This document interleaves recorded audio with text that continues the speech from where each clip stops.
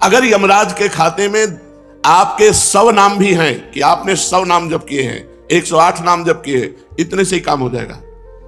एक नाम की कीमत पूरा त्रिभुवन नहीं है, तो आपने जब 100 नाम जप किए हैं तो आपका मंगल हो जाएगा। इसीलिए हम प्रार्थना करते हैं कि 24 घंटे में 24 मिनट भगवान को दे दीजिए।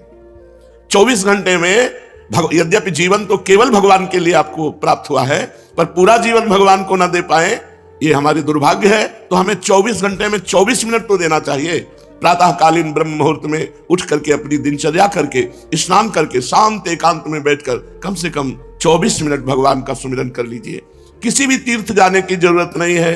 हर तीर्थ में जो तीर्थत्व है वो भगवान के नाम में विराजमान है।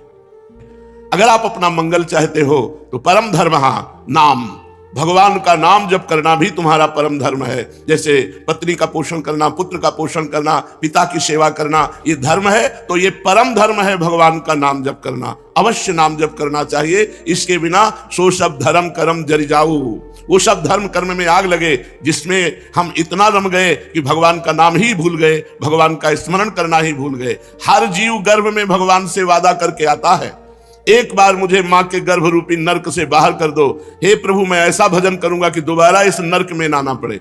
पर भूमि परत भा ढाबर पानी, तिम जीव ही माया लपटानी। जैसे आकाश से निर्मल शुद्ध जल गिरता है, भूमि में पड़ते ही गंदा हो जाता है, ऐसे ही जीव जे ही मां के गर्भ से निकला उसका ज्ञान नष्ट हो गया। कहां कहां कहां वो रोने लगा और घर वाले आनंद मनाने लगे, बच्चा हुआ।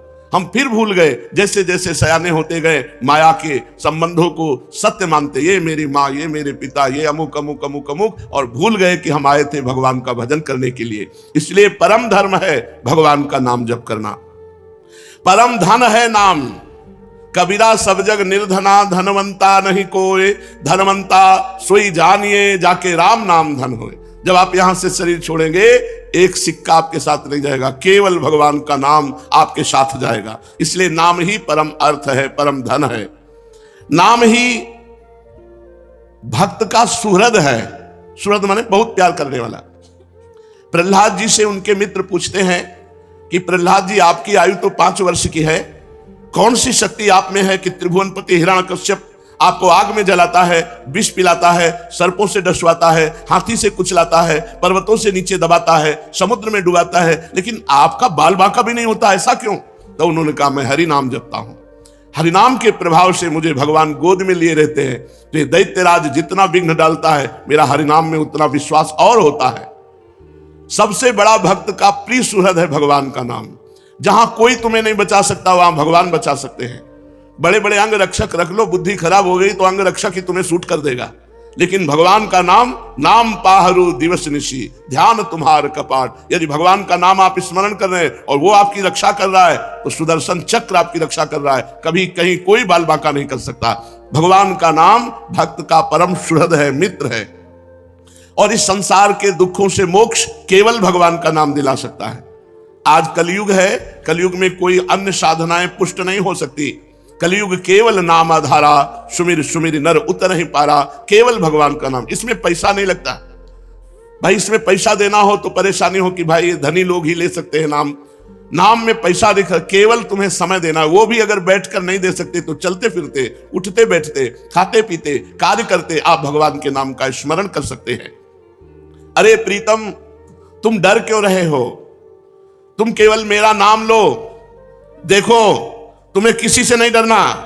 मैं वो हूं, मेरे डर से अग्नि प्रज्वलित होती है, मेरे डर से सूर्य तपता है, मेरे डर से देवराज इंद्र अपना कार्य करते हैं, वायु देवता अपना कार्य करते हैं, मृत्यु देवता अपना कार्य करते हैं। मेरे भक्त को कोई भयभीत नहीं कर सकता, श्री भगवान के वचन। इसलिए किसी की ताकत नहीं कि मेरे भक्त का मंगल कर सके। तुम व्यथा चिंता मत करो, ऐ देहधारी, केवल तू मेरा नाम जप कर और फिर देख तेरे में कितनी दिव्य शक्ति आ जाती है। कुछ मत सोच, निर्भय रहे, केवल मन लगे या ना लगे जिह्वा से नाम ले, राधा राधा राधा, मन लगे ना लगे। कुछ लोगों का प्रश्न रहता है कि यदि मन ना लगे, हमारा मन भजन में नहीं लगता और फिर हम भजन करते हैं तो क्या लाभ मिलेगा? तो मन लगे ना लगे, जब भोजन पाओगे तो तुम्हारा पेट भर जाएगा कि नहीं भर जाएगा? मन लगे ना लगे, रास्ता चलोगे तो लक्ष्य प्राप्त हो जाएगा कि नहीं हो जाएगा? ऐसे ही मन लगे ना लगे, आप राधा राधा बोलोगे, आपको भगवत प्राप्ति निश्चित हो जाएगी, आपके दुखों का नाश हो जाएगा। अरे प्रीतम, तुझे भगवान कितना प्यार करते हैं तुझे पता नहीं। सच्ची मानिए, भगवान ने सबको फ्री वायु दी है, फ्री आकाश अवकाश दिया है, पृथ्वी में वास दिया है, मानव देह दिया है, जल दिया है। किसका टैक्स है? किसकी फीस लेते हैं भगवान? लेकिन आप भगवान का स्मरण नहीं करेंगे तो दुर्गति को प्राप्त हो जाएंगे। अरे प्रीतम, तेरी आकांक्षा पूर्ण करने के लिए मैं समर्थ हूं। तू जो चाहेगा मैं तुझे दूंगा, पर तू मेरा नाम जप कर। भगवान कितना प्यार करते हैं, जो हमको जिस बात को हम भूले हुए हैं उस बात को समझा रहे हैं। मैं सदैव तेरे पास रहता हूं, तू जानता नहीं है।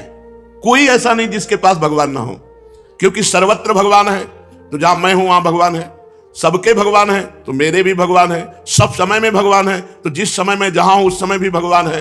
सबके भीतर है, हमारे भी भीतर है। हम कभी एक क्षण भी भगवान से अलग नहीं रहते, पर हम भगवान का चिंतन नहीं करते, इसलिए अनुभव नहीं होता। तूने कामिनी की चाह की स्त्री की, तो मैं तेरी स्त्री बनकर तेरे पास बैठ गया। पक्की बात, पक्की बात। जब सृष्टि नहीं थी तब केवल श्री भगवान थे, जब सृष्टि नहीं रहेगी तो केवल श्री भगवान रहेंगे। तो बीच में जो कुछ है वो सब श्री भगवान ही बने हुए हैं। वेद कहता है एकोहम बहुश्यामः, मैं एक बहुत रूपों में हो जाऊं, ऐसा परमात्मा ने संकल्प किया। तो वही परमात्मा स्त्री बन गया, पुरुष बन गया, जड़ बन गया, चैतन्य बन गया, अच्छा बन गया, बुरा बन गया। भगवान कह रहे हैं अय प्रीतम, अय प्यारे, तूने कामना की स्त्री की तो मैं स्त्री बन गया। जो जो तू कामना करता है मैं वही पदार्थ बन जाता हूं, वही व्यक्ति बन जाता हूं, वही वस्तु बन जाता हूं। इसलिए तुझे कह रहा हूं, कब तक तू कामना करता रहेगा मेरे को भूल करके? इसलिए मेरा स्मरण कर और कामनाओं का त्याग कर, तो मैं तेरे समीप ही हूं, तुझे ऐसा अनुभव हो जाएगा। जिस देह से तू ममता करता है, इस ढांचे से, पांच भौतिक शरीर से, तू देह नहीं है। चाहे जो कोई कितना विद्वान हो, बुद्धिमान हो, कोई 50 वर्ष से शरीर में रह रहा है, कोई 40 वर्ष से रह रहा है, कोई 30 वर्ष से रह रहा है। पूछो तुम अपने को जानते हो? बड़े बुद्धिमान बनते हो, बड़े ज्ञानी बनते हो, अपने को जानते हो? तो कहेगा हाँ जानते हैं, मैं अमुक जगह जन्म लिया हूं, मैं नहीं। ये तो देह का परिचय दे रहे हो, ये तो ढांचे का परिचय दे रहे हो। जो 3.5 हाथ का ढांचा है तुम्हारे हाथ से, इसका तुम परिचय दे रहे हो। इसमें जो तुम रह रहे हो वो कौन हो? उत्तर नहीं है। तुम कौन हो? तो अपना नाम बता देगा, मेरा अमुक नाम। नहीं, ये देह का संबोधन है। मैं अमुक रूप रंग का हूं, ये देह का संबोधन है। तुम कौन हो? अब चुप हो जाएगा। बस यही बात जान ले तो परमात्मा प्राप्ति हो जाए। भगवान का चिदानंदमय स्वरूप तुम हो। अपने को भूल करके पुरुष शरीर में तो पुरुष मान लिया, स्त्री शरीर में तो स्त्री मान लिया। अरे ओ मेरी संतान, श्री भगवान कह रहे हैं, इस जड़ देह की ममता से ही तेरा पतन हुआ है। इस शरीर से ममता हटा और मेरे में चित्त को जोड़, तो परिणाम में तू देखेगा कि तू मेरा ही स्वरूप है। सोई जाने जही देह जनाई, जानत तुम्हें हो जाई। अपने सच्चिदानंदमय आत्म स्वरूप का विस्मरण करके तू भोगों में, प्रपंच में, सब में फंस गया। और यही फंसाव अंतिम समय तेरा चिंतन बनेगा और फिर अगला जन्म उसके परिणाम से हो जाएगा। इसलिए तू लौट, इस ममता और आसक्ति को मेरे चरणों में लगा दे। मेरे नाम का कीर्तन कर, मेरा नाम जप कर। नाम चिंतामणि कृष्ण चैतन्य रस विग्रह, पूर्ण शुद्धो नित्य मुक्तो अभिन्नत्वान् मनामिनो। नाम ही भगवान का चिंतामणि है। जो जितना नाम जप करता है, जो चाहेगा वो प्राप्त हो जाएगा। पर नाम पहले पाप का नाश करता है। यहां की जितनी चाहते हैं सब झूठी हैं। सच्ची मान लीजिए, एक कामना की पूर्ति होती है, 2 समस्याएं खड़ी हो जाती है, 2 की पूर्ति होती है, 4 समस्याएं। कब तक हम लगे रहेंगे इसमें? और इसके बाद मृत्यु आ जाती, भारी समस्या, सब छूट गया। फिर नई दुकान, नया मकान, नई विद्या, नया ज्ञान। कब तक भटकते रहेंगे? अनादिकाल से हमारा जन्म होता रहा, हर जन्म में मानते रहिए मेरा परिवार है, हर परिवार छूटता रहा। अब हम कम से कम मानव देह जो मिला है इसे आखिरी कर ले। भजन के द्वारा, भगवत चिंतन के द्वारा हम ये चाह करें कि एक बार तो श्री भगवान को देखें, एक बार तो भगवान का साक्षात्कार करें। पर जीव ऐसा भूला हुआ है कि चाह ही नहीं है कि भगवान से मिले। तो भगवान का नाम चिंतामणि है। यदि आप लौकिक पदार्थ भी चाहते हो तो वो पुण्य के बल से प्राप्त होते हैं। तो सबसे बड़ा पुण्य है भगवान का नाम। खूब भगवान का नाम जप करो। नाम चैतन्य रस विग्रह, भगवान का चिदानंद स्वरूप नाम है कृष्ण। ये कृष्ण चिदानंद में जप कर देखो, बड़ा ज्ञान समाया हुआ है। जो राम राम नहीं कर पाते थे, मरा मरा मरा उल्टा जपे, वो ब्रह्म ज्ञानी हो गए। वो भगवान के पावन चरित्र को रचा वाल्मीकि रामायण में। अगर हम सीधे राम राम जप रहे हैं, राधा राधा जप रहे हैं, तो हमें कौन सा ज्ञान नहीं प्राप्त हो जाएगा? चैतन्य रस विग्रह, पूर्ण शुद्ध नित्य मुक्तो अभिन्न स्वान नाम नामिनो। नामी और नाम अभेद है, भगवान और भगवान का नाम अभेद है। अगर हम नाम जप कर रहे हैं तो मानो भगवान कृष्ण ही कृष्ण नाम के रूप से हमारी जिह्वा में, मानो राधा किशोरी ही राधा नाम से हमारी जिह्वा में विराजमान है। अये शरीरधारी, तू केवल नाम ले, किसी रोग में इतनी बड़ी सामर्थ्य नहीं कि तुझे परास्त कर सके। सच्ची कहता हूं, अगर भगवान नाम का आश्रय ना हो तो दुर्गति हो जाए।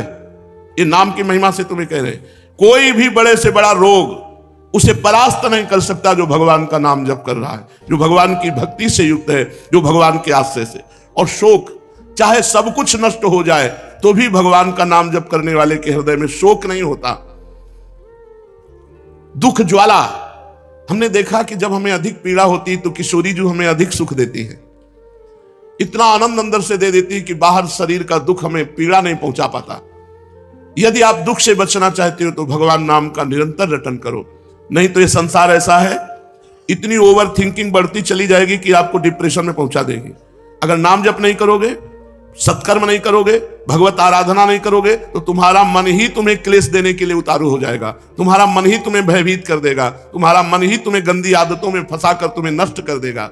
इसलिए भगवान नाम, चाहे वो जो नाम प्रिय हो या गुरुदेव के द्वारा मिला हो, उसे खूब जपिए। जो गतिविहीन है, जो भोगी है, जो रोगी है, जो परद्रोही है, जिसमें न ज्ञान है, न वैराग्य है, न भक्ति है, जो धर्माचार शून्य है, यदि वो भी केवल नाम जप करने लगे, कुछ नहीं है अध्यात्म का, शरीर भी पीड़ा युक्त है, मन भी पीड़ा युक्त है, और अगर नाम जप करना शुरू कर दे तो समस्त पीड़ाओं से मुक्त हो जाएगा। देख लो जप करके, कोई भी रोग शोक पाप ताप साप उसको व्यापता नहीं है जो भगवान के नाम में रत रहता है। बस नाम जपना कठिन है, मन नहीं लगता नाम जपने में, इसमें रुचि नहीं होती। अगर हो जाए तो लोक परलोक के सारे सुख तुम्हारे चरणों में रहेंगे और जीवन परमानंद में हो जाएगा। मृत्यु का भय खत्म हो जाता है। भगवान के भक्त की मृत्यु कैसे होती है? जैसे विशाल गजराज हाथी के गले से फूलों की माला टूट जाए, उसे पता भी न चले, ऐसे भगवान के भक्त की मृत्यु होती। नहीं तो जन्मत मरत दुसा दुख होई, बड़ा भयानक दुख होता है मृत्यु के समय, और मृत्यु आने के पहले न जाने कितने दुख पीड़ा पहुंचाते हैं। इसलिए सबसे प्रार्थना है, जितना बन सके अधिक से अधिक भगवान का मंगलमय नाम जप करो। अरे वो प्रीतम, मेरा नाम बड़ा मीठा है, बस तुम निरंतर लो। नाम मीठा है, हमें मीठा नहीं लगता। तो जैसे पित्त बढ़ जाए तो मिश्री मीठी होती है, पर मुंह में डालो तो कड़वी लगेगी क्योंकि पित्त बढ़ रहा है, और उसी मिश्री को रोज नियम से खाओ तो पित्त का समन हो जाएगा और मिश्री मीठी लगने लगेगी। ऐसे ही हमें अविद्या रोग लग गया है, हमारा अज्ञान बढ़ गया है, भोग वासना बढ़ गई है। तो हमें राधा नाम सुधा रसम रसितुम, जो राधा नाम अमृत है, अच्छा नहीं लगता, लेकिन भगवान नाम एकांत शांत बैठकर जप करने में नहीं लगेगा। अगर आप जपने लगो तो अविद्या का नाश हो जाएगा। जैसे मिश्री नियम से पाओ तो पित्त का समन होकर मीठी लगने लगेगी, ऐसे ही भगवान नाम मीठा लगने लगेगा। जिसको भगवान नाम मीठा लगने लगा, मानो भवरोग नष्ट हो चुका है। अब प्रेम उसके हृदय में जागृत होगा और वो सतरति सतरति सालोकांत तारयति, वो स्वयं तर जाएगा, स्वयं तर जाएगा, लोगों को तार देगा। भगवान का भजन करने वाले में अपार सामर्थ्य होती है। तुकाराम जी महाराज इसी शरीर से विमान आया, भगवान के विमान में बैठकर भगवत धाम को गए। ये नाम का प्रताप। वो इतने नाम प्रेमी थे, हर समय नाम जप करते थे, विठ्ठल विठ्ठल विठ्ठल। महाराष्ट्र में भगवान विठ्ठल रूप से विराजमान है। वो जहां चरण रख देते वहां की भूमि बोलती विठ्ठल विठ्ठल विठ्ठल। ऐसा उनका निरंतर नाम जप का प्रभाव था, और बड़े चमत्कार नाम जप से। वीर शिवाजी महाराज दर्शन करने के लिए तुकाराम जी के पास गए, तो संत दर्शन की एक मर्यादा है कि आप अपने वैभव को ना दिखाएं, वहां दैन्य भाव से जाएं। तो राजा होते हुए भी शिवाजी ना सिर पर पाग, ना चरणों में पादुका, हाथ जोड़कर सादी पोशाक पहनकर, और 2 अंगरक्षक वो भी गेट में छोड़ दिए, अकेले जाकर तुकाराम जी के चरणों में प्रणाम किया। तुकाराम जी केशव विठ्ठल विठ्ठल विठ्ठल, माधव विठ्ठल विठ्ठल विठ्ठल, वो कीर्तन में मगन थे। इतने में मुगल सैनिकों को पता चला कि शिवाजी बिना सैनिकों के तुकाराम जी के पास गए हैं। उन्होंने सोचा बहुत अच्छा अवसर इनको बंदी बना लेने का। गुप्तचर लगे हुए थे, तुरंत सूचना मिली तो जो अंगरक्षक गेट में खड़े थे वो अंदर गए और कान में लगकर शिवाजी से कहा कि मुगलों को पता चल गया है कि आप यहां आ गए हैं, तुरंत यहां से हट जाइए, नहीं तो आपको बंदी बना लेंगे। शिवाजी ने कहा बाहर जाओ। तुकाराम जी की तरफ देखा, उनका विठ्ठल विठ्ठल विठ्ठल, बैठे रहो और वो भगवान नाम कीर्तन कर रहे। देखो नाम कीर्तन का अमोघ प्रभाव। मुगल सेना आई पूरी, अंगरक्षक तो गुप्त रूप से हो गए, वो मंदिर में गए, केवल तुकाराम जी ही दिखाई दिए, वहां शिवाजी दिखाई ही नहीं दिए। मुगलों की आंखों में शिवाजी दिखाई नहीं दिए, सामने बैठे रहे, हिले नहीं, निर्भय होकर के। पूरे मंदिर में ढूंढा, जब नहीं मिले तो उनका गलत सूचना मिली और वो वापस चले गए। और वो वैसे ही कीर्तन में बैठे रहे, तुकाराम जी कीर्तन कर रहे, सामने शिवाजी, लेकिन कोई मुगल शिवाजी को नहीं देख पा रहे, मुगल सैनिक। ये भगवान नाम का अद्भुत चमत्कार। जो भगवान नाम का जप करते हैं उनमें अपार सामर्थ्य होती है।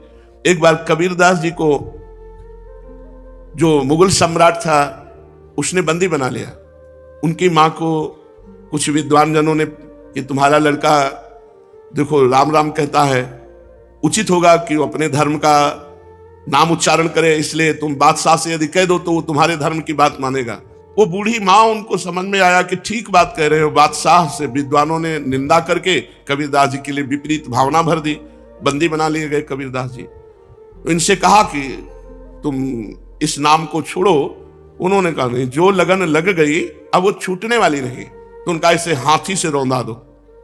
तो कबीरदास जी के दोनों हाथ ऐसे जमीन पे रखकर बांध दिए गए, खूंटे में ऐसे ऐसे गाड़कर रस्सी से ऐसे बांध के, और सामने से मतवाला हाथी दौड़ाया गया।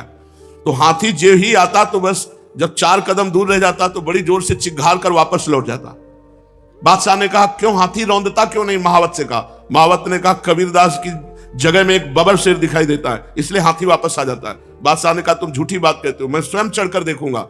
और जब हाथी पर सवार हुए और जे ही उनको रौंदने के लिए आगे बढ़ाया तो देखा बबर शेर, तो वापस आती भगवान नरसिंह स्वयं वहां प्रकट हो गए अपने नाम जापक की रक्षा के लिए।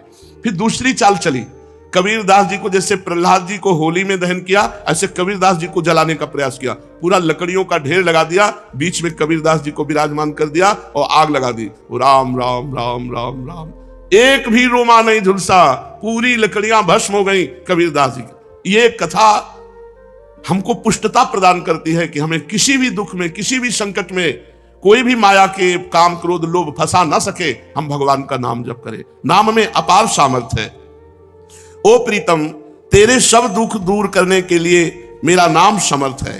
तू नाम ले, केवल चिंता मत कर, मैं तेरे भीतर बाहर सब कुछ देख लूंगा। भगवान कहते हैं भीतर तुम्हारे विकारों को मैं देख लूंगा और बाहर तुम्हारे विरोधियों को देख लूंगा, तुम केवल मेरा नाम जप करो। कितने कृपालु भगवान हैं। जो संपत्ति शिव रावण ही, दीन दिए दसमाथ, सोई संपदा विभूषण ही, सकुच दीन रघुनाथ। मस्तक काट काट करके भगवान शंकर को प्रसन्न करके लंका प्राप्त की थी रावण ने। भगवान की शरण में गए तो जाते ही समुद्र का जल लेकर भगवान ने अभिषिक्त कर दिया और लंकेश कहकर विभूषण को संबोधन किया। जो संपदा इतनी बड़ी तपस्या की रावण ने अपने सिर काट के भगवान शिव को दिए, वो सकुच करके रघुनाथ जी ने विभीषण को दी। ऐसा कृपालु भगवान का स्वभाव है। कह रहे तेरे भीतर बाहर मैं सुख प्रदान करूंगा, तेरे भीतरी शत्रुओं को, बाहरी शत्रुओं को मैं देख लूंगा। जब भगवान कह रहे हैं तो अपने को क्या परेशानी? अपने को तो केवल नाम जप करना है और अपने कर्तव्य कर्म को करना है। आप जो भी कर्तव्य कर्म करते हैं वो भगवान की पूजा हो जाएगी यदि नाम जप करते हुए करें, भगवान का स्मरण करते हुए करें।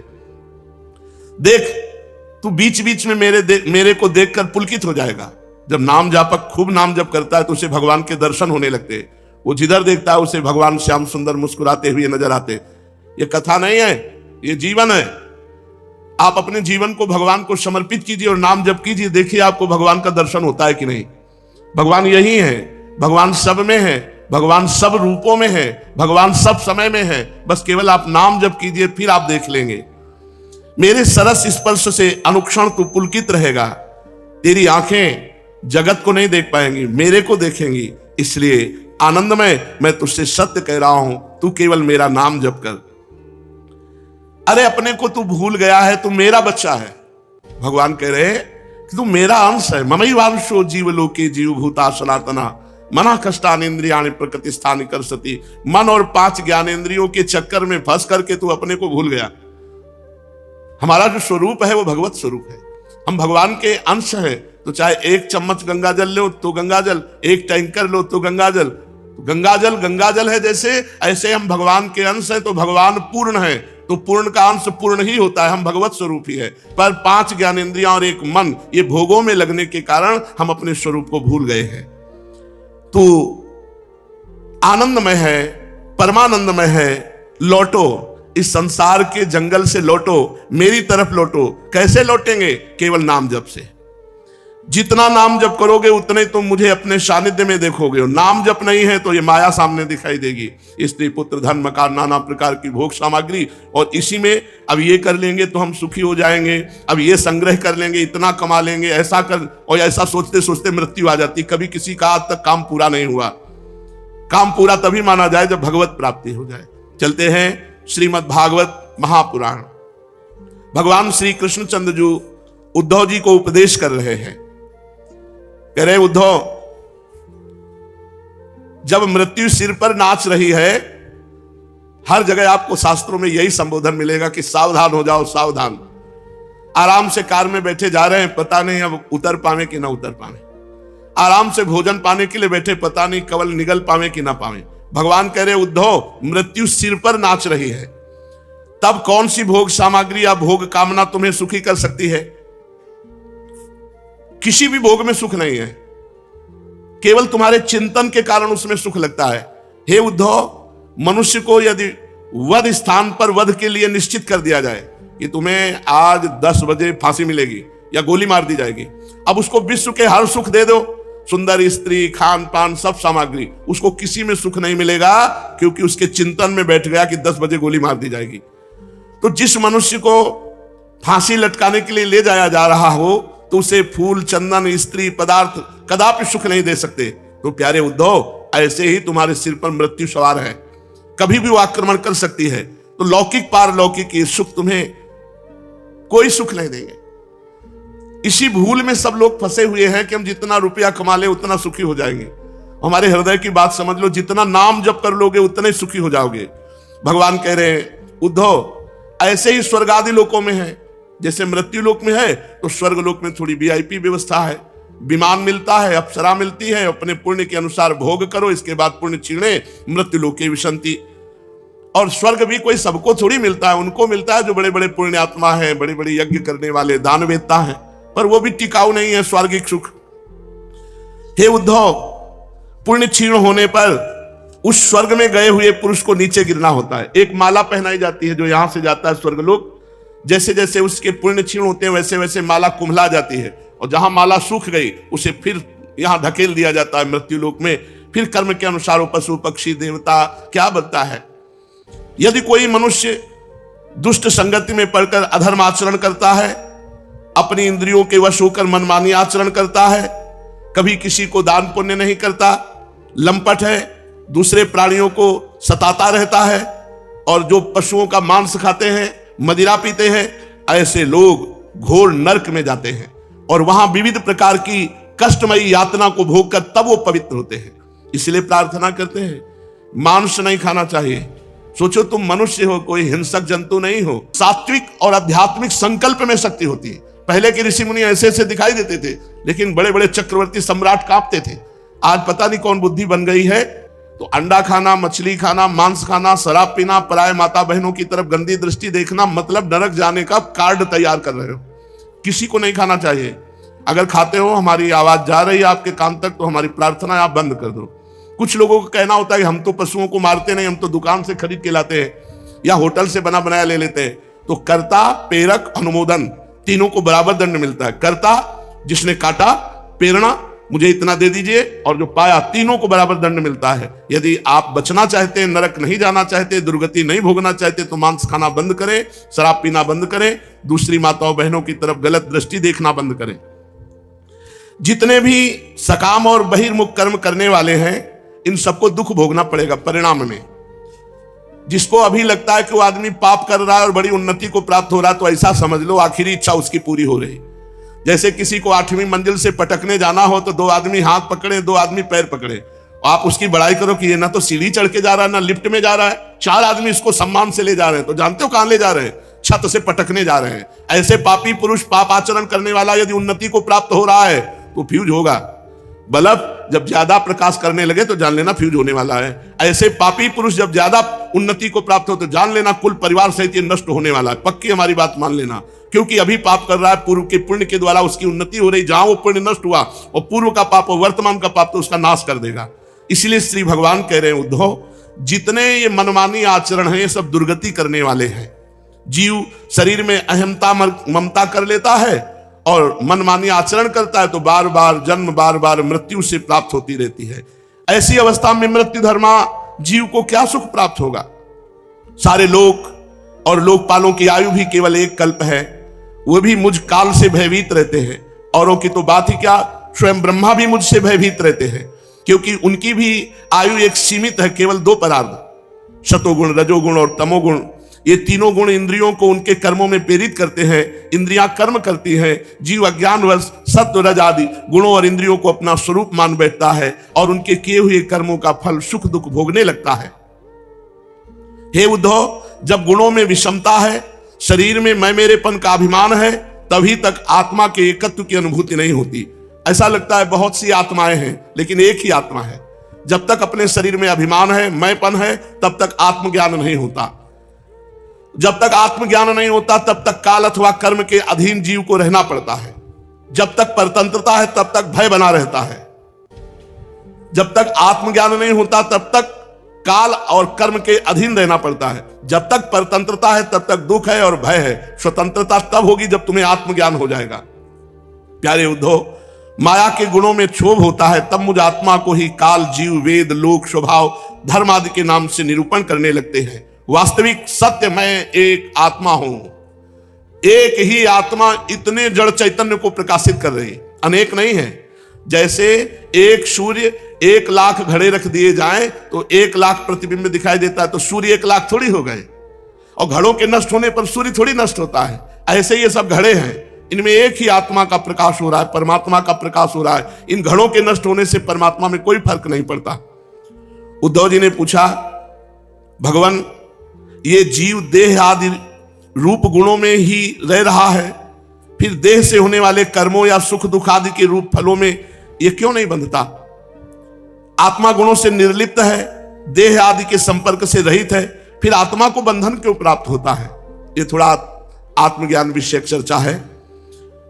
उद्धव जी ने पूछा, बद्ध पुरुष का लक्षण क्या है और मुक्त पुरुष का लक्षण क्या है। कैसे जाना जाए कि ये माया मुक्त है और कैसे जाना जाए मायाबद्ध है। वो कैसा बर्ताव करता है जो मुक्त पुरुष होता है, वो कैसे बोलता है, किन लक्षणों से जाना जाए कि ये जीवन मुक्त महात्मा है, ये मुक्त हो चुका है। प्रभु वो भोजन कैसे करता है, वो मल त्याग कैसे करता है, वो सोता कैसे है, वो बैठता कैसे है, चलता कैसे है। जो जीवन मुक्त पुरुष है वो और जो बंधा हुआ है वो। हे अच्युत श्री कृष्ण, प्रश्न का मर्म जानने वालों में आप श्रेष्ठ हैं, इसलिए आप मेरे प्रश्न का उत्तर दीजिए कि एक ही आत्मा अनादि गुणों के संसर्ग से नित्य बद्ध भी मालूम पड़ता है और असंग होने के कारण नित्य मुक्त भी। इस बात को लेकर मुझे भ्रम हो रहा है, आप उसका निवारण कीजिए। बड़ा ज्ञान का प्रसंग है, जो अध्यात्म में थोड़ा प्रवेश पाए हुए हैं वो इस बात को समझ पाएंगे। भगवान श्री कृष्ण ने कहा, प्यारे उद्धव, आत्मा बद्ध है या मुक्त है, ये व्याख्या ही अधूरी है, मायामय है। ये व्यवहार की दृष्टि में भले पूछ सकते हो, तत्व दृष्टि से नहीं। ये जितने माया मूलक गुण है सब इंद्रजाल है, जादू का तमाशा है। मैं तुम्हें कहता हूं, ना आत्मा का बंधन है ना मोक्ष है, ना मोक्ष है ना बंधन है। जैसे आपने स्वप्न देखा तो स्वप्न में वस्तु, व्यक्ति, स्थान ये सब देखा, लेकिन जगह तो कुछ था क्या? कुछ नहीं था। ऐसे सच्ची मानी अभी हमारी दृष्टि स्वाप्निक है, तभी हमें स्त्री पुत्र नानात्व दिखाई दे रहा है। जिस समय में शुद्ध ज्ञान हो जाएगा तो जैसे जगने वाले पुरुष को स्वप्न मिथ्या दिखाई देता है, ऐसे ब्रह्म सत्यम जगन मिथ्या। ये संपूर्ण संसार केवल भगवान रूप में सत्य है, ये रूपों में सत्य नहीं है। उद्धव, शरीरधारियों को मुक्ति का अनुभव कराने वाली आत्मविद्या है और बंधन का अनुभव कराने वाली अविद्या, ये दोनों मेरी शक्तियां हैं। जब अविद्या छा जाती है तो ये लगता है मैं पुरुष हूं, मैं स्त्री हूं, ये मेरा, ये तेरा, मैं और मोर तोर तय माया, जेहि बस कीन्हे जीव निकाया। माया का स्वरूप क्या है? मैं, मोर, तय, तोर। मैं और मोर तोर तय माया जेहि बस कीन्हे जीवन। ये भगवान की शक्ति है माया। जो भगवान से विमुख है उनको ये बांध कर रखती है, और जो भगवान के चिंतन में मगन है उन्हें ये सुख प्रदान करती है। मेरी माया से ही इन दोनों शक्तियों का प्रादुर्भाव हुआ है। आत्मविद्या मोक्ष, अविद्या बंधन, ये दोनों भगवान की ही शक्तियां हैं, और वास्तविक दोनों का अस्तित्व नहीं है। ये बड़ा सूक्ष्म विषय है। दोनों भगवान की शक्तियां हैं, आत्मविद्या मोक्ष, अविद्या बंधन, और दोनों का अस्तित्व नहीं है, ना बंधन का, ना मोक्ष का, ना आत्मविद्या का, ना अविद्या का, क्योंकि आत्मा कभी बंधा ही नहीं। आत्मा को बांध ले ऐसी कोई शक्ति ही पैदा नहीं हुई। भ्रम से हम अपने आप को भूल करके जो स्वीकार कर लेते हैं यही अविद्या है। भूल कर जो स्वीकार करना, मैं स्त्री हूं, मैं पुरुष हूं, मैं बालक हूं, मैं जवान हूं, मैं विद्वान हूं, मैं धनवान हूं, ये आरोप कर लेने से हम बंध जाते हैं। उद्धव, तुम स्वयं बड़े बुद्धिमान हो, विचार करो, एक आत्मा है, एक जीव है, अनेक दिखाई देते हैं, नहीं दिखाई देते। कितना बड़ा प्रपंच भगवान का है, कितना बड़ा जादू का तमाशा है, एक अनेक में दिखाई देता है। और सिद्ध पुरुष वही है जो अनेक को एक में कर ले। व्यवहार के लिए उसे अंश कहते हैं, वस्तुतः मैं ही जीव रूप में हूं। क्या सुंदर बात है। जो मेरा स्वरूप है वो भगवान ही है, अर्थात आप मनुष्य नहीं हो, आप स्त्री नहीं हो, आप भगवत स्वरूप हो। अपने स्वरूप को भूल गए हो। आत्मज्ञान से संपन्न होने पर मुक्त कहलाओगे, और आत्मज्ञान रहित होने पर बद्ध कहलाओगे। और ये अज्ञान अनादिकाल से चल रहा, जब से सृष्टि रची गई है। मुझ एक ही धर्मी में रहने पर जो शोक और आनंद रूप विरुद्ध धर्म वाले जान पड़ते हैं, उन बद्ध और मुक्त जीव के भेद को मैं बतलाता हूं। भेद दो प्रकार का है। एक तो नित्य मुक्त ईश्वर से जीव का भेद, और दूसरा मुक्त बद्ध जीव का भेद। पहला सुनो, जीव और ईश्वर बद्ध और मुक्त के भेद से भिन्न भिन्न होने पर भी एक ही शरीर में रहते हैं। यही भगवान रहते हैं हृदय में, और यही जीव रहता है। जीव और भगवान का भेद इतना है, जैसे दर्पण रख दो तो आप दिखाई दोगे। दर्पण में तो दो हो गए, आप और दर्पण के अंदर बैठा हुआ प्रतिबिंब। अगर दर्पण हटा दे तो एक ही बच गया, अर्थात परमात्मा ही जीव कहा गया, जीव ही परमात्मा है। बीच में भेद जो माया का लग गया, मैं मोर तय तोर का, इसी से उसे जीव कहा गया। नहीं, वो जीव नहीं है, वो परमात्मा है। जैसे कोई रिक्शा चालक है, अगर वो रिक्शा चला रहा है और आप कहते हैं रिक्शा, तो खड़ा हो जाता है। क्या वो रिक्शा है क्या? पर रिक्शा में तदात्म भाव होने के कारण वो अपने संबोधन को मान लेता है। फिर वो रिक्शा बेच करके टैक्सी ले ले। अब उसको कहो रिक्शा तो नहीं खड़ा होगा, अब उसको बोलो टैक्सी तो खड़ा हो जाए, तो क्या वो टैक्सी है क्या? नहीं, उसने अब अभिमान कर लिया टैक्सी पर। ऐसे ही जो हमें जीव कहा गया, एक तरह से हमारे लिए निंदनीय शब्द है। हम परमात्मा स्वरूप हैं, देह भाव के कारण हमें जीव कहा गया। ये जीव, जैसे उसको रिक्शा कहा गया तो उसके लिए निंदा है, वो कोई रिक्शा थोड़ी है, रिक्शा चालक है वो, लेकिन वो रिक्शा कहते ही खड़ा हो जाता है। ऐसे ही मुझ परमात्मा स्वरूप को जीव कहा गया, क्योंकि मैं देह भाव से हो गया। देह भाव के कारण हमारी निंदास्पद शब्द बोला गया जीव। नहीं तो ईश है, वो शिव है, वो ब्रह्म स्वरूप है। जीव ऐसा समझो कि एक शरीर वृक्ष है, इसमें हृदय रूपी घोंसला में भगवान और जीव दोनों रहते हैं, और दोनों चैतन्य हैं, कभी ना बिछुड़ने वाले दोनों हैं। ईश्वर और जीव एक साथ रहता, कभी अलग नहीं हो सकता। मतलब भाव समझो, दर्पण वाला प्रतिबिंब और जिसका प्रतिबिंब है वो एक साथ ही, तभी तो प्रतिबिंब पड़ रहा है। बड़ा ये ज्ञान का शब्द है। ईश्वर और जीव एक साथ रहता है, ईश्वर और जीव कभी बिछुड़ नहीं सकते, क्योंकि जीव ही ईश्वर है, ईश्वर ही जीव है, और ये एक ही हृदय में रहते हैं। भगवान का निवास स्थान हृदय देश में माना गया है, और ये निवास करना इनकी केवल लीला है। इतनी समानता होने पर ईश्वर तो दुख नहीं भोगता, पर जीव दुख भोगता है, क्योंकि जीव ने अपने को शरीर मान लिया है, इसलिए वो दुख पर दुख भोगता रहता है। सबसे बड़ा दुख है अभी फिर शरीर छूटेगा, फिर मां के गर्भ में जाना है। इस बार तो मनुष्य योनि की मां मिली, अगले जन्म में पता नहीं कौन सी मां मिलेगी, क्या बनना पड़े। बहुत सावधानी की जरूरत है कि अब हम ऊपर चढ़ाई पे चढ़ चुके हैं मनुष्य योनि में, अब इससे नीचे ना गिरे। कम से कम इतनी साधना तो हो ही जानी चाहिए कि हम इस पर टिके रहें। इस शरीर रूपी वृक्ष का फल है सुख और दुख। ये जीव भोगता, ईश्वर नहीं भोगता, और ईश्वर और जीव अभेद है। पर वो अपने स्वरूप को भूलकर जब देह भाव कर लिया तो दुख भोगना पड़ेगा। और ईश्वर साक्षी रहता है, अर्थात आप साक्षी भाव में आ जाओ तो आप ईश्वर स्वरूप हो जाएंगे। अभोक्ता है ईश्वर, और जीव भोक्ता बन बैठता, तभी कर्ता और भोक्ता बनने के कारण ही ईश्वर स्वरूप को जीव कहा गया।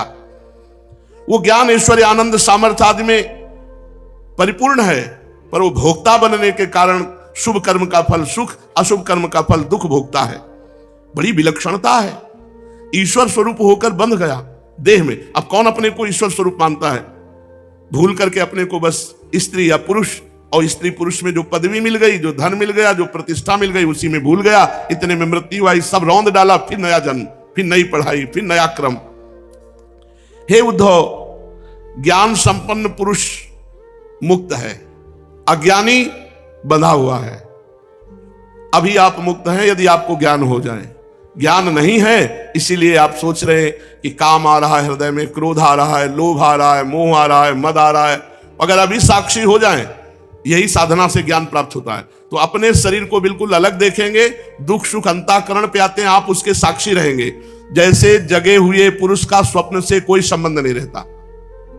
जैसे आपने स्वप्न में देखा कि हम समुद्र में डूब रहे हैं और आपका आवाज जोर से निकल गई, मैं समुद्र में डूब रहा हूं, बचाओ। अब बाहर के लोगों को क्या करना चाहिए? तैराक लाने चाहिए, नौका लानी चाहिए, उसको बचाना चाहिए? नहीं नहीं, क्या करना चाहिए? केवल जगा देना चाहिए। जगा दो बस, उसको तैराक नहीं बचा सकते। आप बाहर से घिरवा दो तैराकों से तो नहीं बचा सकते, आप बाहर से नौका लगा दो तो नहीं बचा सकते, क्योंकि वो स्वप्न में डूब रहा है समुद्र में। तो एक उपाय है, उसे जगा दो। ऐसे ही संसार में जो दुख भोग रहे हैं, अब इनके दुख निवृत्ति का एक ही उपाय है, ज्ञान में जगा दो। अगर ये ज्ञान में जग जाए तो इनके सारे दुख नष्ट हो जाए। ये बात अभी समझ में आ जाए तो बिना साधन के अभी आपकी स्थिति हो जाए। भागवत के 11 स्कंद में तितिक्षु ब्राह्मण की कथा आती है, उसको एक क्षण में स्थिति प्राप्त हुई है। कभी जीवन में कोई साधन नहीं किया था, सब उसको ठुकरा दिए, सब नष्ट हो गया। अब उसे विचार आया, मेरा जीवन किस काम का? तत्काल अंतर से आया, समस्त देवता साक्षी है, जितनी श्वासें बची है ये सब मैं भगवान को समर्पित करता हूं। आज से मैं संसार का संबंध आश्रय त्याग कर एकमात्र आत्मस्वरूप भगवान में, उसी क्षण उसकी स्थिति ऐसी हुई कि स्वयं जगत गुरु भगवान श्री कृष्ण उसकी महिमा गान कर रहे। लोगों ने उसे मारा, उसे बांध लिया, उस पर थूका, उस पर मूता, पर वो कभी किसी को पलट कर जवाब नहीं दिया और ज्ञान विज्ञान से संपन्न होकर विचार करता है, नहीं नहीं ये सब भ्रम है, और अपने आत्मस्वरूप में स्थित हो गया। कोई साधना नहीं की। भगवान उपदेश कर रहे हैं, उसको उदाहरण देके उद्धव जी को कि कोई तुम्हें गला पकड़ करके मारे, पीटे, बांधे, थूके, अपमान करे तो तुम अपनी आत्म दृष्टि से, अपनी विवेक दृष्टि से अपने को बचा लेना, किसी और का साथ या आश्रय मत लेना। ये भगवत मार्ग है। अपनी चिंताएं प्रभु पर छोड़ दी तो फिर चिंता क्यों करते हो? तुम्हें यह भी हट नहीं करना कि प्रभु दर्शन दें, प्रभु हमारी स्थिति बढ़ावें, प्रभु हमें ऐसा महान बनावे कि सारा संसार कहे जय हो महाराज, आप बड़े भजनानंदी संत हो। आपकी मर्जी, आपकी मर्जी में अपनी मर्जी मिला दी, बस उसे बिल्कुल समिट जाना है। बिल्कुल अजात पक्षायु मातरम खगा, जैसे घोंसले में बैठे हुए पक्षी के पंख ही नहीं कि उड़ सके, ये शुद्ध शरणागति। अजात पक्षायु, केवल मां की बाट जो होता है वो ऐसे ऐसे ही केवल प्रभु की बाट जो हो रहा है। राधा राधा राधा वल्लभ, क्या स्थिति, क्या दर्शन, क्या प्रेम, क्या लीला प्रवेश, आप जानो महाराज।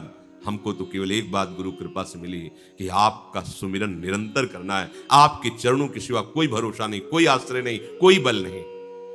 जैसे कुम्हार मिट्टी को फावड़े से खोद के लाता है, कुछ नहीं बोली मिट्टी, फिर लाकर अपनी मर्जी से उसे कूटता है, महीन करता है, कुछ नहीं बोली मिट्टी। जल डाल करके उसे फिर पैरों से रौंदता है, कहीं इतना भी कंकड़ नहीं रहे। अगर इतना रहा तो मटकी खराब हो जाएगी, वहीं से वो लीक करने लगेगी। पूरा का पूरा एकदम कोमल मलाई जैसा, फिर वो अपनी मर्जी से चाक पर चढ़ाता है और उसकी जो मर्जी होती बनाता है। वो घड़ा बनावे, सकोरा बनावे, मटकी बनावे, वो मिट्टी कुछ। फिर इसके बाद उसे आग के आवे पे रखता है, तब जाके वो द्रवित पदार्थ रखने योग्य मिट्टी बनती है। ऐसे ही सदगुरु का शरणागत शिष्य उनकी मर्जी में अपनी मर्जी मिला देता है। अगर अहंकार रूपी थोड़ी सी भी गांठ रही, वहीं से प्रेम रस लीक कर जाएगा। जैसे मटकी में थोड़ी सी कहीं भी अगर एक महीन सरसों के बराबर भी ठोस मिट्टी रह गई तो वही फूल करके वहीं से छेद हो जाएगा, वहीं से कमजोर हो जाएगी। तो चतुर कुम्हार ऐसा नहीं होने देगा, कूट कूट के उसको महीन करेगा, उसे मलाई जैसा बनाएगा, एकदम कहीं कोमल। ऐसे ही हमारा जो अहंकार से कठोर हृदय हो गया है, ये सदगुरुदेव ही कूट सकते हैं इसको, दूसरा नहीं। तुम नहीं कूट सकते। तुम तो कहोगे बहुत बढ़िया, क्योंकि मनमानी चल रहा है हमारे मन में, जैसा हम साधन ही तो कर रहे हैं। श्री जी के अंश से प्रकट हुए सेवक जी महाराज हैं, कह रहे गुरु सेवा तज करे जबान, यह है अधर्म या है सभान, कान न रस कन में रहा, गुरु गोविंद न भेद कराए। क्या है गुरु सेवा? पैर दबाना, कपड़ा धो देना, भोजन दे देना, ये एक अंग है सेवा का, संपूर्ण सेवा का अंग है। अब जो ही कहा है करें हम सोई इसलिए, पर ये अहंकार ठोस चीज है, ये बर्दाश्त नहीं करेगी, ये बर्दाश्त नहीं कर सकता। और यही मिटा तो आप महात्मा हो गए, यही मिटा तो परमानंद का मार्ग खुल गया। ऐसे ही शरणागत अपनी मर्जी बिल्कुल नहीं रखता, अपने मन की बात बिल्कुल नहीं रखता, वो निश्चिंत निर्भय हो जाता है शरण में होकर के। अब उसे कृपा कूट कूट करके अनुकूल बनाती, ये कूटना सहना पड़ेगा। इसीलिए सहत सहत बाड़े भगति, तुम्हारे अभिमान पर जब प्रहार होगा तो फिर जैसे कोई ठोस चीज पर प्रहार हो तो देखते हो प्रहार होते छिटकता है, फिर उसे गीला करके फिर रौंदते हैं। आप गीला ही नहीं करने देते, जो ही प्रहार हुआ छिटक गए, मार से दूर हो गए।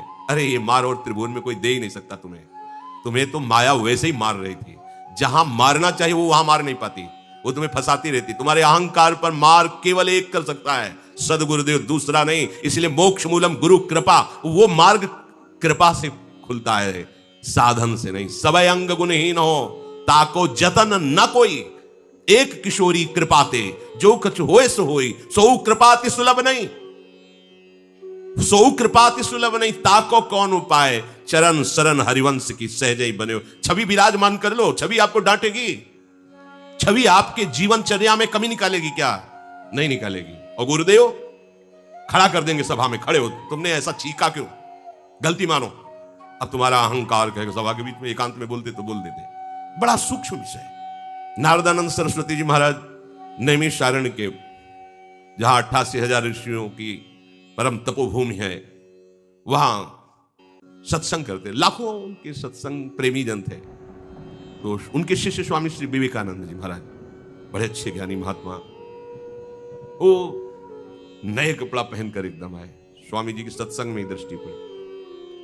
निजी जन को बुलाया, बोले जाओ गौशाले में गोबर जितना उसे गीला करो पानी डाल के, और उनको बुलाया विवेकानंद, जाओ एक छविया में वहां गोबर भरा मिलेगा, उसे उठा के लाओ और यहाँ सत्संग में खड़े रहो, जब तक सत्संग हो गोबर रख के खड़े रहो।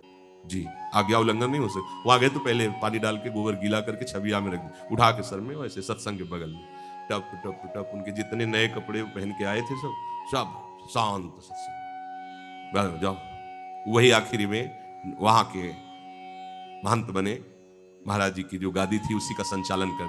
अहंकार का मिटिया मेट। गुरुजनों की दृष्टि अहंकार पे होती, साधन पे नहीं होती। साधन तो उनका दिया हुआ है, वो खुद जान रहे ना। तुम्हें जो दूध पिला रहे तो पता ही ना, उनको तुम्हें बताने की जरूरत नहीं। पर वो जो तुम्हारा परमार्थ मार्ग का विरोधी शत्रु तुम्हारे हृदय में बैठा हुआ, उसको तुम नहीं रोंद पाओगे। उसको रोंदने के लिए भगवान गुरुदेव रूप में आते हैं। गुरु गोविंद है, गोविंद ही गुरु है, वो कृपा करते हैं। इस अहंकार को मिटाने की केवल एक ही दवा है, भगवत प्रेमी महात्माओं के चरणों में अपनी मर्जी को मिला देना। भगवान के रहते हुए आज तक हमारा उद्धार नहीं हुआ, अनंत जन्म हो गए, लेकिन जब संत का मिलन हुआ तो अब उद्धार निश्चित हो गया। इसलिए मोरे मन पर वश विश्वासा, राम ते अधिक राम कर दासा। भगवत कृपा उतना ही अधिक आपके ऊपर उतरती चली जाएगी जितना आप अहंकार समर्पित कर दिए। जो थोड़ा भी अपना बल मानता है तो आती हुई भगवत कृपा इंतजार करती है, उसका समय लगेगा बहुत से, क्योंकि आश्रित है, नष्ट नहीं होगा। नामे भक्ता प्रणश्यति, भाग ले बहुत बड़ा मैदान है, भाग कब तब भागेगा, जब थक जाएगा तो फिर लौट के देखेगा, और जब लौट के देखेगा तो वहां अकृपा नहीं मिलेगी। यही हमारे प्रभु का स्वभाव है। विमुख भये निमिषहु न अकृपा, जब चितए तब वैसे बलिहार है, जब चितए तब। पर इतना समय तो बर्बाद हो रहा है ना, उनको वो तो अगाध ज्ञान समुद्र है, उनकी तरफ थोड़ी ये होगा कि अब वो रोष, नहीं नहीं, जब चितए तब वैसे। विमुख भये निमिषौ न अकृपा, जब चितए, वो इंतजार करेगी कृपा। तुम्हारे मनमानी आचरण जब बंद हो जाएंगे, आश्रित हो जाओगे, हार जाओगे, फिर उठा देगी। नामे भक्ता प्रणश्यति, समय लग सकता है, जन्म के जन्म व्यतीत हो सकते हैं, पर अब दुर्गति नहीं होगी। शरण में हो चुके, एक बार शरण में हो गए, दुर्गति नहीं होगी। लेकिन प्रमाद स्थिति में समय नष्ट करना ये बुद्धिमानी नहीं होगी। शरणागत होने पर बड़ी विलक्षण चित्तवृत्ति हो जाती है। अखंड अटूट कृपा उसे डुबो देती है। आप अपने अहंकार को बीच में लाकर कृपा की उस आती हुई धारा को मोड़िए मत। आप केवल आश्रित रहिए। देखो, धीवर मछुआरा मछलियों को पकड़ने के लिए जाल फेंकता है नदी में। जितनी जाल के अंतर्गत आएंगे सब मछलियां फंसेंगी, लेकिन जो धीवर के चरणों की तरफ बढ़ गई, जाल उसे नहीं फंसा पाएगा। जाल सामने फंसाता है। ये जाल है अहमता ममता का, माया का जाल। ये सब फैला हुआ है, हर जीव इसी में फंसा हुआ है। एक अहमता ममता इस जग में है दुखदाई, पर इस जाल को डालने वाला कौन है? मायापति श्री हरि। आ जाओ इनके चरणों में, संसार समुद्र से इनके चरणों की तरफ आओ, जाल नहीं फंसा पाएगा। जैसे चक्की चलती है, हर दाना पिस जाता है, पर जो कील के पास आ गया दाना वो सुरक्षित रह जाता है। श्री भगवान कहते हैं, मामेव ये प्रपद्यन्ते माया में ताम तरन्ति। एकमात्र उपाय, आजा मेरी शरण में। कहां से आजा? हृदय के अहंकार से हटकर आजा। दो ही क्षेत्र हैं, एक भगवान और एक अहंकार। सारा का सारा सृष्टि का खेल इसी अहम से चल रहा है। यही अहम तीन रूपों में हुआ, शतहम, रजहम और तमहम। इसी से राक्षस, देवता, पशु, पक्षी, मनुष्य सब इसी से सृजन हुआ है। महातत्व के बाद सीधे अहंकार है, अहंकार से ही सारी सृष्टि हुई है। ब्रह्म मूल प्रकृति और त्रिगुणात्मिका ये प्रकृति अहम से युक्त, इसी से संपूर्ण सृष्टि का सृजन हुआ है। इसका लय होने के लिए बुद्धि का निश्चय, महातत्व बुद्धि का निश्चय भगवत चरणारविंद में, बस सीधे पहुंच गए ब्रह्म के समीप, बहुत नजदीक। ये बंधन बहुत बड़ा है। संस्कृति मूल शूल प्रदनाना सकल सुख, ये बड़ा सूक्ष्म अहंकार है। जब अहंकार होगा और आप ये बात सुनेंगे तो आपको जलन शुरू हो जाएगी। हम आपको पहचान बता रहे हैं, और अंदर आपके आएगा, मैं कहां अहंकारी हूं, मैं क्या अहंकार करता हूं, किस बात का अहंकार हूं। वो अहंकार ही आपको सावधान कर रहा है कि मैं हूं, चिंता मत करो, मैं हूं। और जब आपके अंदर ये बात ना आवे और आपको रोना आ जाए कि वास्तविक भ्रम हो गया, तो आप समझ लेना कि सही मार्ग पे आप चल रहे हैं, आपका मार्ग से। जब आपको रोना आवे, भगवत बातें सुनकर, कब मेरी ऐसी स्थिति होगी, कब मैं अहंकार रहित होऊंगा, नाथ में अपने आप सुधार शुरू हो जाएगा। संसार और प्रभु के चरणारविंद, ये दो क्षेत्र हैं। संसार के जो सन्मुख है वो प्रभु की बातें कर सकता है, पर स्थिति नहीं आएगी। और संसार से विमुख होकर प्रभु के जो सन्मुख है, वो बोले ना बोले, स्थिति प्रज्ञ हो जाएगा। ये खास बात होती है। बोलना, सुनना, सुनाना ये सहज है, लेकिन स्थिति आना ये बहुत कठिन बात है। स्थिति आती है समर्पण से, समर्पण से। जब आप समर्पण की बात नहीं समझ पाते, तब साधन की बात कहिए, ऐसा करो, ऐसा करो, ऐसा करो, तो करते करते तुम हार जाओगे। जब हार जाओगे तो भक्ति का आखिरी स्वरूप है आत्मसमर्पण। अब यहां से प्रारंभ होगी। पाई रस भक्ति गुण जुग जुग जग दुर्लभ भव इंद्रादि विधिम। कैसे पाई? आत्मसमर्पण से। आत्मसमर्पण कैसे हुआ? साधन से। चलो इस साधन में चलो। खास बात है आत्मसमर्पण। यदि अभी विवेक काम कर जाए आप आत्मसमर्पण, तो अभी रस भक्ति का प्रादुर्भाव हो जाए। खास बात ये, अहंकार आत्मसमर्पण नहीं होने देता। संसार और प्रभु दो प्रगट में मार्ग रखे हुए हैं। संबंध घोर संसार से हमारा लग गया।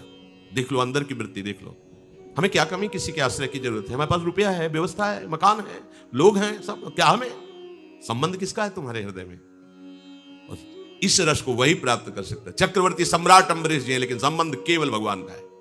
ना अपनी भजन का है, ना अपनी पवित्रता का है, ना अपने राजपने का है।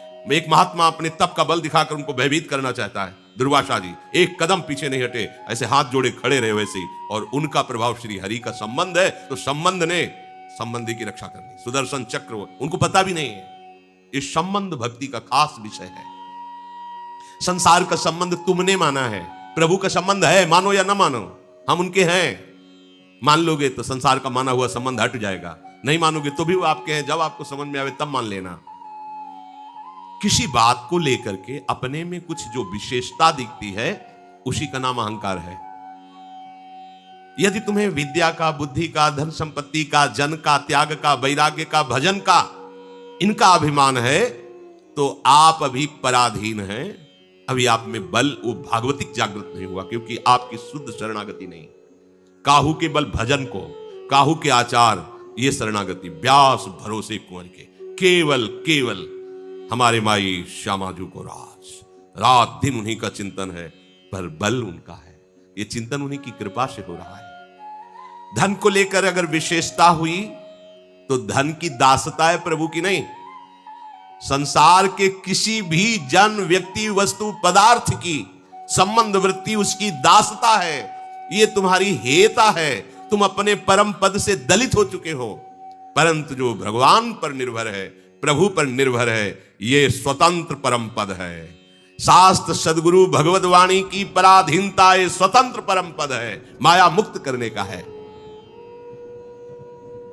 प्रभु चाहे उसको अपना मुकुटमणि बना ले, मालिक बना ले, या उसको सबसे नीच घोषित कर दे, उसको कोई फर्क नहीं पड़ता जो प्रभु को समर्पित है। हाँ, देखो बड़े बड़े सिद्धों को पिटवा दिया ठाकुर जी ने।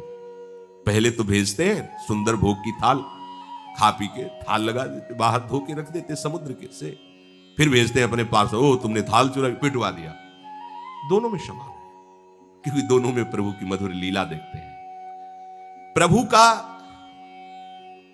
हमारा संबंध जो दृढ़ है, उसमें अनुकूलता प्रतिकूलता का प्रश्न ही नहीं उठता। अगर अपने में भक्ति की भी विशेषता दिख रही है तो यह अभिमान ही है आपको, क्योंकि जिनमें विशेष भक्ति जागृत हुई वो दैन्यता की मूर्ति हुए। तुमको कैसे अनुभव हो रहा है कि तुम विशेष भक्त हो? जो विशेष भक्त है वो अपने को कैसे बोल रहे हैं, को हम तुच्छा परम मधमा। भक्त में जो विलक्षणता उतरती वो इस तरह उतरती है कि उसका शरीर, इंद्रियां, मन, बुद्धि सब भगवत स्वरूप है, पर वो सदैव इस बात से गलित रहता है हृदय कि मैं नीच अधम किसी योग्य नहीं। वो भगवत स्वरूप स्थिति है। फिर उनके शरीर में और उनके स्वरूप में अंतर नहीं रह जाता। शरीर को पांच भौतिक कहा गया, स्वरूप को चिदानंद कहा गया, तो उनका शरीर भी चिदानंद हो जाता है। ज्ञानी का शरीर चिदानंद नहीं होता, क्योंकि मिथ्या भाव करके ब्रह्म सत्य में स्थित हुआ है। लेकिन भक्त का शरीर चिदानंद हो जाता है। साक्षात विमान में सदैह परम धाम श्री तुकाराम जी गए। परम भक्ता श्री मीराबाई जी सदैह प्रभु में लीन हो गई। श्री महाप्रभु चैतन्य देव सदैह जगन्नाथ जी में लीन हो गए। कितने ऐसे भक्तों के चरित्र आते हैं। ज्ञान मार्ग में शरीर चिन्मय नहीं होता, क्योंकि ज्ञानी असत से संबंध विच्छेद करके सत में स्थित होता है। परंतु जब भक्त प्रभु के आश्रित हो जाता है तो उसका शरीर भी, इंद्रियां भी, मन भी, प्राण भी सभी भगवत स्वरूप हो जाते हैं। इसलिए केवल प्रभु की शरणागति ही हमें। एक बार प्रज्ञा चक्षु संत श्री मानव सेवाश्रम के स्वामी जी का शरणानंद महाराज आगरे जा रहे थे, यमुना जी के किनारे किनारे। तो एक थे नहीं बाहर के, तो आंतरिक नेत्र तो खुले खुले हुए ही थे, और उनको पता नहीं चला मार्ग से, लाठी से। और प्रज्ञा चक्षु जनों को कुछ भागवती कैसी दृष्टि होती है कि हमने देखा है कि आगे गाय है और वो घूम के निकल रहे थे। फिर बताया कि बाबा देखो ये बट वृक्ष आ गए ना, मोड़ वाले आ गए ना बट वृक्ष, इनकी भी परिक्रमा करनी। उनका आप सच्ची बताओ तो वृंदावन में तुम्हें दिखाई देता है कि नहीं? उनका बाबा बिल्कुल नहीं, हमारी तो आंखें। तो तुम्हें पता कैसे चला? बोले हमें एक एक पग से पता है कि इस समय हम यहाँ आ चुके हैं। एक एक पग मतलब अंदर। ऐसे ही वो आगरे जा रहे थे, अकेले थे, लाठी लिए हुई, लाठी के सारे एकदम दरार फट गई और यमुना जी में गिर गए। गिरने से लाठी भी छूट गई। अच्छा, प्रगट में आंख हो तो पता हो कि हम कहाँ हैं, किधर हैं, जल में हैं केवल। और तो अब हाथ पैर मारे तो कुछ समझ में नहीं कि किधर को मारे। भाई पता हो कि इधर किनारा हो तो कुछ हाथ पैर मारे, लाठी दिखाई नहीं दे रही थी। अब एक बात केवल आई कि भगवान ही सहारा है, छोड़ दिया अपने आप। अगर मृत्यु का समय आ गया है तो शरीर छूट जाएगा, अगर भगवान को बचाना है तो वही बचा सकते हैं। तो बस हे प्रभु, हे हरि, हम आपकी शरण में हैं। अंतिम में एकदम भगवत स्मरण। ऐसी एक लहर सी आई जैसे किसी ने हाथ पकड़कर घसीटा हो, और लाठी बिल्कुल नजदीक आ गई। लाठी पकड़ा, एकदम किनारे आ गए। उसी दिन से उन्होंने अपना नाम शरणानंद रखा। अरे प्रभु ने ये तो बात सुनने में सरल लगी, लेकिन उनकी बात थी, उनकी हृदय की, कि अब तो प्राण जा रहे हैं, तैरना आता नहीं है, और किधर हाथ पैर मारे कुछ दिखाई नहीं दे रहा, किनारा किधर पता ही नहीं है, और जो लाठी एक सहारा था वो भी छूट गई। अब उनका हृदयार्थ भाव में प्रभु, ओ ये चमत्कार प्रभु ने कृपा की। लाठी स्वयं आ गई नजदीक। स्वयं क्या हो, हाथ पकड़कर निकाल लिए। वो सर्व सामर्थ्यशाली है, पर छोड़ दो, हाथ पैर मारना छोड़ दो। तुम्हें दिखाई नहीं दे रहा कि तुम भव समुद्र से किधर जाओगे, किनारा कहां है, हाथ पैर मारना। अहंकार छोड़ो, ऐसे आश्रित हो जाओ। तो पकड़ करके लाठी दे दी, साधन दे दिया। लाठी क्या है? साधन। ये पकड़ साधन, चल इस साधन से चल, और ये किनारा है, तैरने की जरूरत नहीं, ये किनारा है और ये चल। ये भगवत कृपा से प्राप्त। हम लोग अंधे हैं, हमें पता नहीं कि हमारा क्या साधन होना चाहिए जिससे हम भगवत प्राप्त हो सकते हैं। वो प्रभु ही साधन देते हैं, प्रभु ही हमें संसार किनारे ले आए। देखो ना, श्री धाम में आ गए हो, शरणागत हो गए हो, किनारे लग गए हो, हाँ लाठी मिल गई, साधन, चलो अब इसी के सहारे चलो, आप पहुंच जाओगे, अपने भवन तक पहुंच जाओगे। स्वामिनी जी बड़ी कृपालु है। हमारी केवल भगवत चरणारविंद की निष्ठा जागृत हो जाए, अहम शून्य।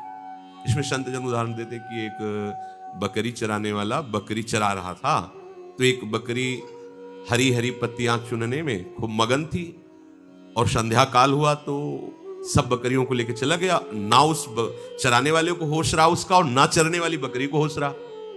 अब संध्या अंधेरा हो गया, तब उसे चेतना ही, देखा आसपास कोई नहीं, अब वो डर गई। अब वो चली तो सामने एक जलाशय दिखाई दिया, तो सोचा अब जो होगा होगा, प्यास लगी पानी पी लेते हैं, अब जो होगा। पानी पीने गई तो पानी पीते ही उसको वहां गीले में ऐसे पंजे दिखाई दिए, तो उसने किसी बलवान का पंजा है, देखती हैं प्रयोग करके, बैठ गई वहीं। भेड़िया आया तो उसकी तो लार टपकने लगी, बकरी है खाने को अच्छा मिलेगा। बकरी ने कहा ये पंजा देख रहे हो, इसके सहारे सिंह का पंजा। भाग गया भेड़िया की, अरे अगर सिंह ने इसकी रक्षा की तो वो हमें मार डालेगा, भाग। अब उसको और विश्वास हो गया। अनुभूतियां भगवत चरणारविंद की समर्पण वृत्ति को और बढ़ाती हैं, उसको और विश्वास, अरे बचा लिया मुझे। ऐसे जो भी जीव आता और उसकी तरफ गुर्राता तो बड़े ठसक में कहते, ये पंजा देख रहे हो, ये तो सिंह की परिचय। भाग जाते, सिंह आया और दहाड़ मारी, शाम के अंधेरे से लेके अभी तक इसी पंजे के सहारे में बचती रही हूं, इस पंजे को देख लो। अच्छा ये तो मेरा ही पंजा है। बोले अब हम तो इस पंजे के सहारे से अभी तक बचती रही। अब तो उन्होंने कहा फिर तुम चिंता मत करो, पंजा तो हमारा ही है। हाथी को कहा कि अगर हमसे विरुद्ध चलोगे तो हम तुम्हें नष्ट कर देंगे, झुको, सूंड से उठाओ इसको, अपनी पीठ में बैठाओ और पूरे जंगल की कोमल कोमल पत्तियां इसको चराओ और अपनी पीठ पे रखना, कोई भी इसको छेड़ न सके। समझे इसका आशय? संसार वन में हम भोगों की विषय चाट में भूल गए, और जो काल रूपी चरवाहा है वो हमको चरा रहा था विषयों में, हमारे समय को नष्ट कर रहा है। अब चरते हुए हम भूल गए, अपनी मदांधता में, अपने स्वाद में हम भूल गए। अब ध्यान आया कि अरे ये तो रात्रि का समय, अब तो मृत्यु का समय आएगा, मुझे कौन बचा सकता है?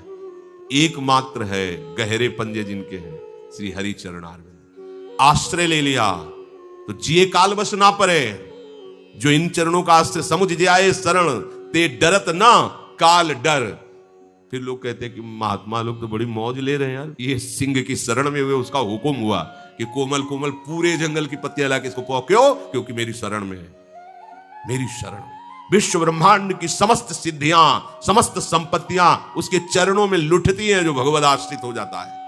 एकमात्र भगवान का वैभव है सवनंत ब्रह्मांड, और उन्हीं वैभवपति की शरण में अब उसके लिए क्या कमी? जाके रामधनी वाक्य कौन कमी? हम प्रभु के चरणों का आश्रय ले लेंगे तो वो हमें जना देंगे कि मैं कौन हूं। हमें पता नहीं कौन प्रभु है। रोज वो देखते हैं, हमसे मिलते हैं, रोज आते हैं हमारे पास, हमसे मिलते हैं, पर कौन से रूप में आते हैं ये हम पहचान नहीं पाते। पर वो जब रोज देखेंगे ना कि तुम उसी पंजे के सहारे बैठे हो, तो एक दिन बता देंगे कि ये मेरा ही पंजा है, और अब देख मेरा समग्र ऐश्वर्य, समग्र ज्ञान, समग्र प्रेम मैं तुझे पूर्ण कर देता हूं, अब किसी अन्य की जरूरत रही। इसलिए भगवान कह रहे ज्ञानम तेहम सविज्ञानमिदम वक्ष्याम्य शेषतः यज ज्ञात्वा नेह भूयोन यज ज्ञातव्य मवशिष्यते। हे पार्थ, तेरे लिए अब मैं ज्ञान का वर्णन करूंगा, विज्ञान सहित, अशेषतः, संपूर्णतया ज्ञान का वर्णन करूंगा। यह ज्ञान ऐसा है जिसके जान लेने के बाद तुझे कुछ जानना बाकी नहीं रहेगा, अन्य कुछ भी शेष नहीं रहेगा, सब कुछ प्राप्त हो जाएगा, और मैं स्वयं इस ज्ञान को तुम्हें प्रदान करता हूं। ज्ञानम तेहम सविज्ञानमिदम वक्ष्याम्य शेषतः।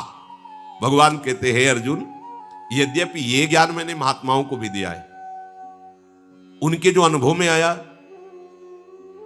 वो वाणी में नहीं आया, क्योंकि वाणी अलग है, अनुभव अलग है। जहां अनुभव हुआ वहां वाणी नहीं है, और जो वाणी है वो अनुभव में नहीं है, आभास मात्र बोलती है। और प्रभु की वाणी और अनुभव तीनों एक है। हमारा शरीर, हमारा अनुभव, हमारी वाणी, तीनों में अंतराय है।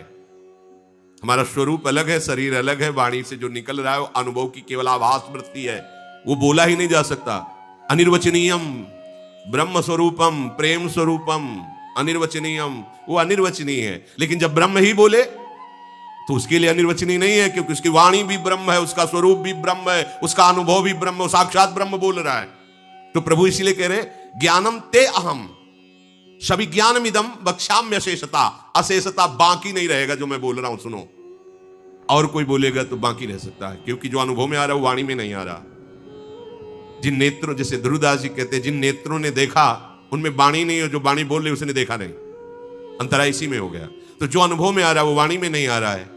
लेकिन प्रभु का ऐसा भेद नहीं है, उनकी वाणी भी श्री कृष्ण ही है, एक रोम भी श्री कृष्ण ही है, श्री कृष्ण का एक रोम भी श्री कृष्ण है, सच्चिदानंदमय है। वो कह रहे मैं ते अहम, मैं स्वयं सविज्ञान मिदम, विज्ञान के सहित अनुभव के सहित तुम्हें ज्ञान का वर्णन कर रहा हूं। अशेषता, कुछ बाकी नहीं रहेगा और जानना बाकी नहीं रहेगा।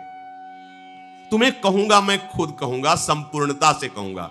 वैसे तो बहुत महात्माओं ने भी वर्णन किया है मेरे स्वरूप का, क्योंकि उनके अनुभव में मैं ही आया हूं और उससे वही अनुभव लाभ भी होता है। परंतु इस समय मैं स्वयं कह रहा हूं। स्वयं कौन? समग्र परमात्मा। वो मैं स्वयं तेरे लिए वर्णन कर रहा हूं। जैसा मैं अनुभव करके वर्णन कर रहा हूं वैसा दूसरा नहीं कर सकता, पक्की बात है, भगवान कहे। अब जितने भी बोलते हैं तो उस अनुभव को बुद्धि से विचार करके शब्द में लाते हैं, तो शब्द की एक सीमा होती है। लेकिन प्रभु की बुद्धि भी प्रभु है, प्रभु की वाणी भी प्रभु है, प्रभु का अनुभव भी प्रभु और स्वयं प्रभु बोल रहे हैं। अब वहां भेद नहीं हो सकता, जैसे इधर भेद है प्राकृतिक और अप्राकृतिक का। प्रभु की बुद्धि समष्ट बुद्धि का स्वरूप है और किसी भी महात्मा की बुद्धि समष्ट बुद्धि का एक अंश है। वो कितना जान सकता है, उसकी बुद्धि कितना जान सकती है, जितना प्रभु जला दिए। लेकिन प्रभु कितने बोले ना इति नेति, इसलिए वेद भी नेति नेति कह के वर्णन करते हैं। पर मैं सदा ही पूर्ण हूं, इसलिए मेरा ज्ञान पूर्ण है। ऐसा नहीं कि मैं पहले अनजान था अब मुझे ज्ञान हुआ है। अनजान को जो ज्ञान होता है जितना दिया गया उतना ही है, लेकिन प्रभु ज्ञान समुद्र है। इसलिए ध्यान पूर्वक तू सुन। प्रभु का जो सगुण स्वरूप है, निर्गुण स्वरूप जानना सरल है, सगुण स्वरूप जानना कठिन है। निर्गुण रूप सुलभति, सगुण जान नहीं कोई, सुगम अगम नाना चरित सुनि मुनि मन भ्रम होई। वैसे प्रायः कहा जाता है कि निर्गुण निराकार की अनुभूति करना बड़ा कठिन है, लेकिन यहां कह रहे हैं कि सगुण साकार की कठिन है, निर्गुण निराकार की नहीं। प्रभु का जो रूप है, ऐश्वर्य है, प्रेम है, महिमा है, वो निर्गुण में आसक्त जनों को भी आसक्त कर लिया, ऐसा देखा गया। जनक जी महाराज निर्गुण निराकार ज्ञान के सिद्ध महापुरुष हैं, राजा होते हुए भी। बड़ा आश्चर्य है, राजा होते हुए भी, भोग ऐश्वर्य संपन्न महलों में रहते हुए भी, जिनके शरीर में लंगोटी भी नहीं है, ऐसे विरक्त जो जन्म सिद्ध वैरागी हैं, ऐसे महापुरुष श्री सुखदेव जी के गुरु हैं। कौन? महाराज जनक जी। राजा पदवी पे हैं, रानियां हैं, भोग ऐश्वर्य संपन्न हैं, और इनके चेला कौन है? श्री सुखदेव जी महाराज। निर्गुण निराकार की अनुभूति से तृप्त महापुरुष हैं जनक जी। जब राम जी को देखते हैं तो उनका ब्रह्माकार मन आसक्त हो जाता है राम जी में।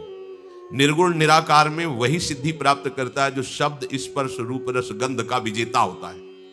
कोई भी त्रिभुवन का शब्द या रूप या रस या गंध आकर्षित नहीं कर सकता। इसलिए ज्ञान के पंथ कृपाण के धारा है, जो निर्विघ्न पंथ निर्वाही सो कैवल्य परम पद लाई। और यह तो सिद्ध ज्ञान की मूर्तिमान स्वरूप है विदेहराज जनक। जब राम जी को देखा तो ऐसे लुभायमान हुए कि बार बार अपने ज्ञान की वृत्ति को संभाल रहे हैं, नहीं संभल पा रहे। तब विश्वामित्र महामुनि ज्ञानी अपनी बात को, अपनी स्थिति को विश्वामित्र जी से नेत्रों ही नेत्रों में पूछा।